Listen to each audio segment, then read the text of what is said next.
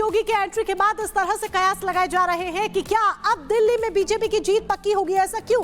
क्योंकि देखिए 2020 में योगी जब प्रचार करने के लिए उतरे तो उनका असर क्या हुआ। 2020 में जब उन्होंने प्रचार किया 14 सीटों पर सीधे तौर पर बीजेपी का जो वोट प्रतिशत है वो इंक्रीज हुआ। 2015 में बीजेपी को 33.12% वोट बढ़े पड़पड़गंज की बात करें और 47.7% 2020 में ये वोट इंक्रीमेंट हुआ।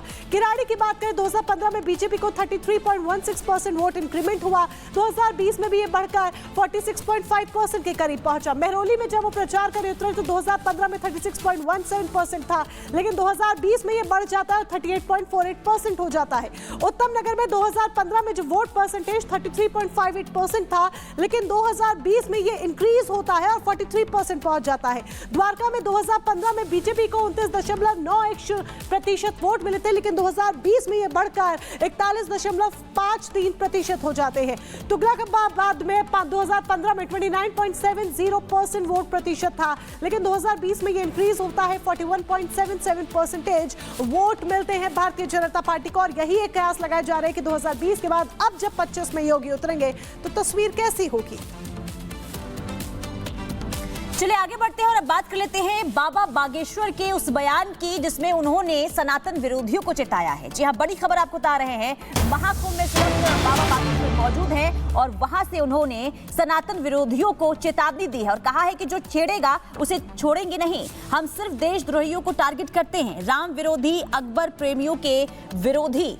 ये बाबा बागेश्वर की तरफ से बयान दिया गया है। तो महाकुंभ में साधु संतों का जमावड़ा लगा हुआ है और बाबा बागेश्वर भी महाकुंभ में मौजूद हैं और वहां से उन्होंने सनातन विरोधियों को चेतावनी दी है।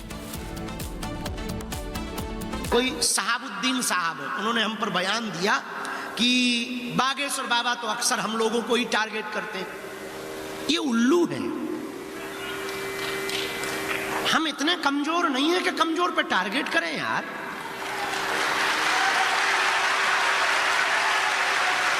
हमारी आंखें में इतनी कमजोर नहीं है साहबुद्दीन साहब। हम अपने पवित्र मुंह से नाम भी ले रहे हैं, बस ये कृपा समझो। हाँ, हम आपके विरोध में नहीं है। नो, आप कहते टारगेट कर रहे हैं, हम टारगेट उनको करते हैं जो देशद्रोही है। हम उनको टारगेट करते हैं जो रामद्रोही है।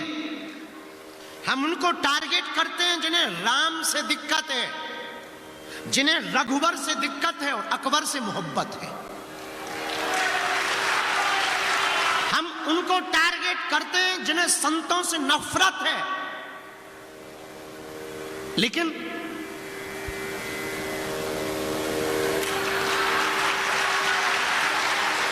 बुरा मत मानिए और हां, भूल कर भी आप हमको छेड़ना मत, हम छोड़ेंगे।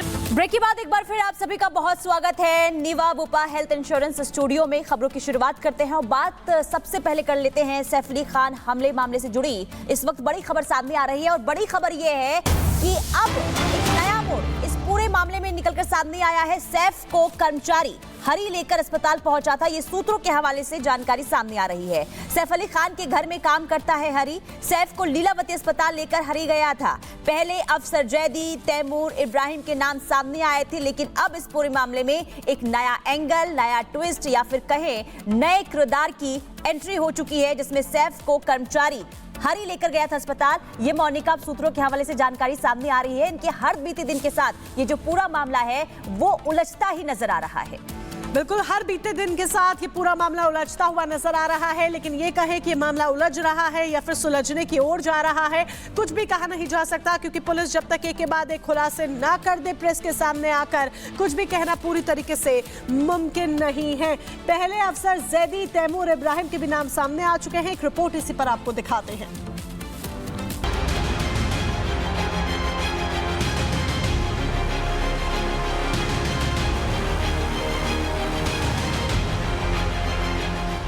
थ्योरी की भरमार, अब नया किरदार। मिस्ट्री मैन की पहचान, बचाई जान।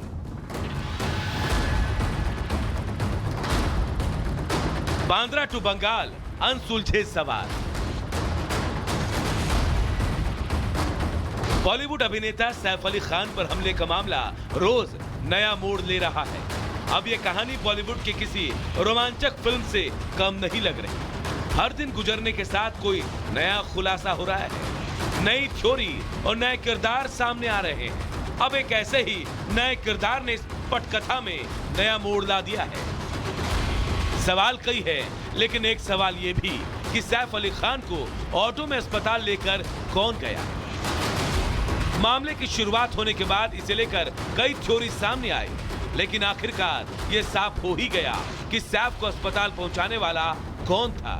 दरअसल अब ये दावा किया जा रहा है कि सैफ अली खान को ना तो इब्राहिम खान और ना ही तैमूर या अफसर जैदी ने अस्पताल पहुंचाया था, बल्कि सैफ को लीलावती अस्पताल लेकर जाने वाला हरी था, जो सैफ के घर पर केयर टेकर के रूप में काम करता है।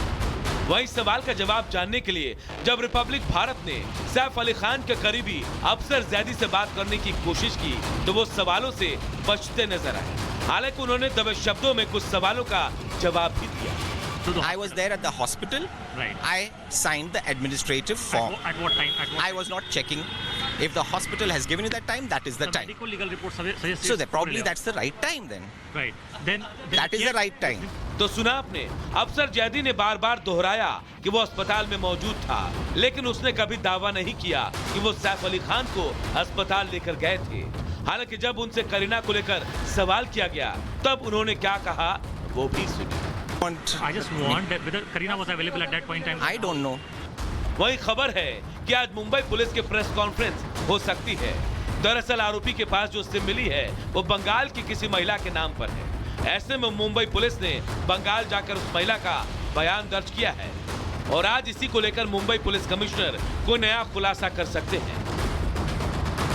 सैफ पर हुए जानलेवा हमले के करीब 2 हफ्ते बाद भी कई अनसुलझे सवालों का जवाब नहीं मिल पाया है, जो लोगों को ये सोचने पर मजबूर कर रहा है कि ये केस जितना सीधा दिख रहा है उतना है नहीं। मुंबई पुलिस दिन रात पड़ताल और पूछताछ में लगी है, लेकिन जब तक सारी सच्चाई सामने नहीं आ जाती तब तक सवाल तो उठते ही रहेंगे। Bureau report, Republic Bharat. और चलिए अब खबर दिल्ली से है, जहां पर बुराड़ी में एक बड़ा हादसा हो गया है। दरअसल यहां पर एक 4 मंजिला इमारत गिर गई है। बड़ी जानकारी जहां पर बुराड़ी में सोमवार शाम एक बड़ा हादसा हुआ, जब एक 4 मंजिला बिल्डिंग गिर गई। कई लोग मलबे में दब गए हैं। एक 7 साल की बच्ची की मौत की खबर भी पूरी तरह सामने आ रही है। बेहद दुखद खबर, और ये तस्वीरें भी हमारे सामने हैं। बिल्कुल एक तस्वीर आपको दिखा रहे हैं। बड़ा हादसा दिल्ली के बुराड़ी में हुआ। 4 मंजिला इमारत ढह जाती है, जिसमें